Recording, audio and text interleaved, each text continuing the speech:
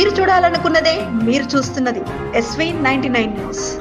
నారాయణపేట మండలంలోని అప్పక్పల్లి సమీపంలో ఉన్న ప్రభుత్వ మెడికల్ కళాశాలను బుధవారం జిల్లా కలెక్టర్ సిక్తా పట్నాయక్ సందర్శించారు.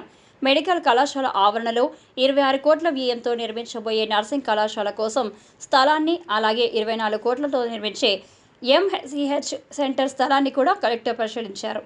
MCH నర్సింగ్ కళాశాల నిర్మాణ పనులను వీలైనంత త్వరగా ప్రారంభించాలని TGMSIDC EE రాజేందర్ను ఆదేశించారు.